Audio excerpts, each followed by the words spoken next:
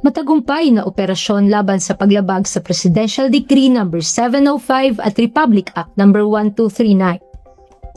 Noong July 14, 2026, bandang alas 4 ng hapon, matagumpay na ipinatupad ng Davao City Maritime Police Station at Regional Maritime Unit 11 bilang lead unit sa pangunguna ni Police Major Aldin L. Borgarolas at sa ilalim ng superbisyon ni Police Colonel Melvin L. Laguros.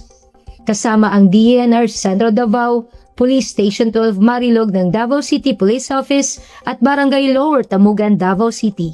Ang search warrant number 2628 kaugnay ng mga paglabag sa Presidential Decree No. 705 o Revised Forestry Code of the Philippines at Republic Act No. 1239. Ang lahat ng nakumpiskang iligal na mga produktong kahoy at iba pang kagamitan ay formal na inilipat sa pangangalaga ng DENR Centro Davao para sa wastong disposisyon.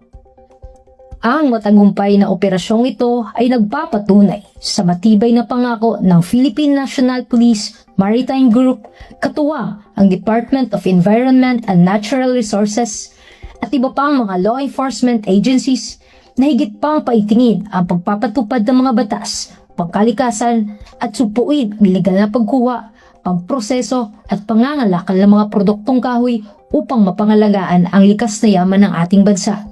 Ito rin ay rinsunod sa advokasiyang Bagong PNP para sa Bagong Pilipinas, serbisyong mabilis, tapat at nararamdaman.